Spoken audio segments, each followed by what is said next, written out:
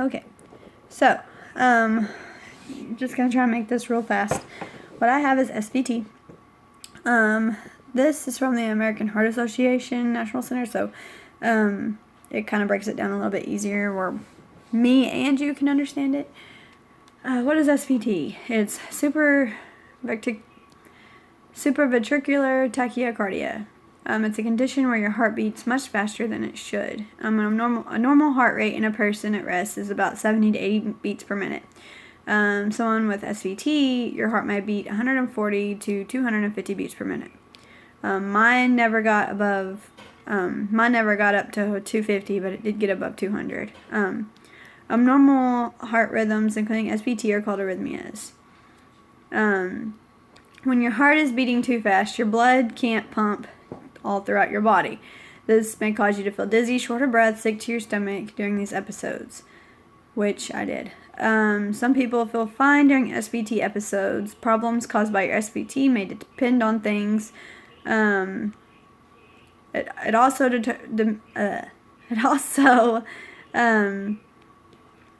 include how long the SVT lasts and what's causing it and how fast your heart beats and your general health. What causes SVT? Your heart has special electrical system that controls your heartbeat. Your SVT may be caused by a problem with this electrical system in the heart muscle. You may have been born with this problem, which my doctor told me I was, or may be caused by something else. Your SVT could be caused by a heart condition such as valve problem or blocked arteries. They did an echocardiogram on me, and it showed that I didn't have any blockages or anything. It can be caused by anemia, and I am anemic, so I don't know if that has anything to do with it either. I've always been anemic though. And using illegal drugs such as speed or cocaine can cause SVT and other heart problems. So, all you illegal drug users, stop it. You're hurting your heart. Certain medicines, such as weight loss pills and things like that, can cause SVT. I never took any medicine like that, but cold and allergy medicine can cause it. There's a lot of things that it names, I'm not going to go into it, that can cause SVT, because it can damage your heart muscle, and that's what causes all of it. But, what are the signs and symptoms of SVT? Some people have symptoms, some people don't.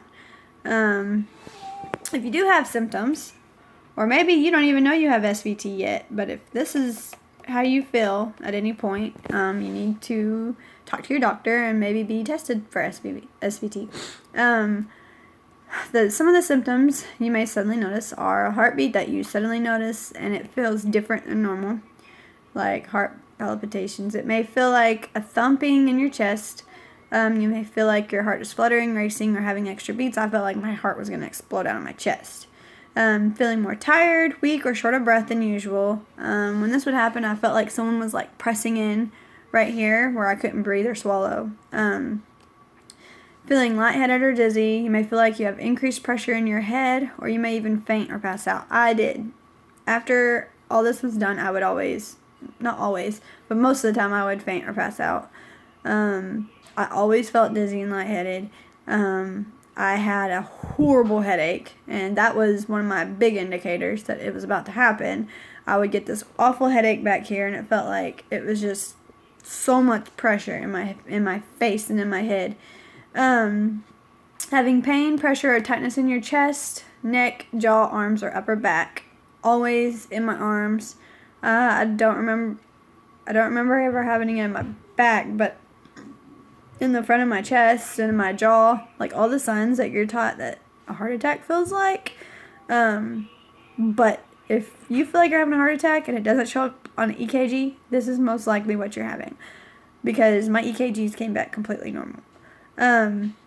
Feeling sick to your stomach, or if you're nauseated, feeling anxious, scared, worried, or something bad may happen. Obviously you're going to get scared when this happens because you don't know what's going on and you know that your heart is going a lot faster than what it should. How is SVT diagnosed? It can be hard for your caregiver to find out what is causing your symptoms. Often by the time you see a caregiver, your SVT may have stopped. That always happened to me. Every single time I'd go to the doctor, after having these episodes. They could never find anything because my vitals were back to being completely normal. It got very frustrating. Some of the doctors, I felt like they already had an opinion about me before they even heard all my stuff.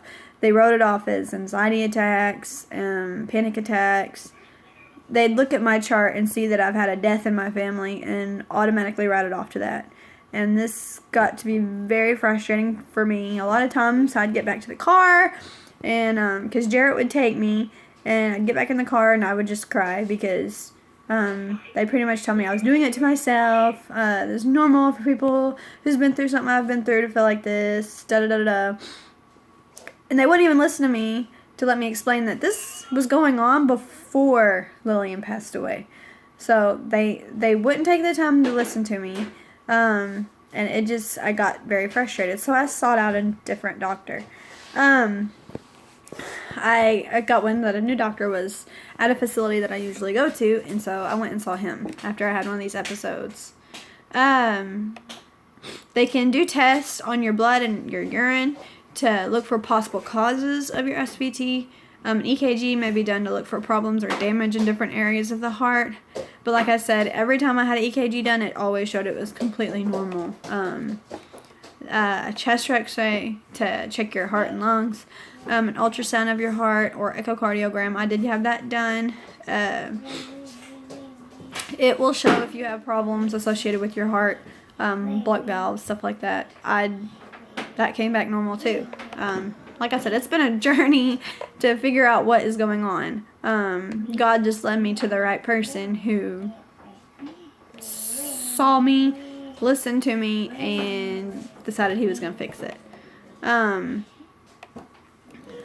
You can take medicine for it, but there's only a 50% chance that it's going to even help you. And this medicine has side effects. So I decided to get a procedure done. It's called a catheter ablation. It will actually go in and it'll burn around the damaged part of the heart muscle, and that's sending false signals to the main part of my heart. Hopefully stop the going in a circle, because it's taking a short circuit, and that's why my heart gets to beating so fast, because it's not going throughout my entire heart, it's just going in the center. So I don't know if this is what I for sure have. He won't know until he gets in there to look at my heart, but if this is what I have, it should be a really easy fix. If not, if it's on the other side, I believe he said it would take like a pacemaker or something to fix it, but he doesn't believe that that's what's going on. It's a pretty simple in and out procedure. I think been watching a lot of YouTube videos because just to try to educate myself more on what this is, because it's happened so fast. As far as finding out what it is, it can feel a little bit like overwhelming. There's people that I know that have gotten this procedure done and it's worked like a charm. There are, a little bit of risks. Well, not a little bit. It's a heart surgery, so there are risks, and when you're going into that. But they felt like this was the best thing I can do. Since I'm only 25 years old and having these problems, it's a 95% chance of working and not having any more problems after that. So, just keep me in your prayers, and thank you, and sorry the video was so long. If you have any more questions or comments, you can ask me. My procedure is March 10th at 1 o'clock. I have to be there at 11. They're going to do it at 1. So, the YouTube videos, they said that it lasts about 3 hours. I don't know if mine will last that long, but they actually have to speed my heart up during this procedure to find all the electrical issues, to see what all parts are damaged and what all parts are sending out the signals and all that. So my heart will be over normal for a little while. So, I know God's got this. He's the one that led me to this person who's going to do this procedure. So I know everything's going to be taken care of. And I'm just looking forward to feeling better. And getting to feeling better. Pretty much. Because I have felt horrible for so many years that you don't even... And I don't want to be all poor me or anything. But it's been a really stressful and difficult road. I'm glad that they figured it out, and they actually took time to listen to me and didn't just write it off as I was just crazy, and didn't try to blame, everything on things that's happened in the past. So God bless you, and I hope y'all have a blessed day.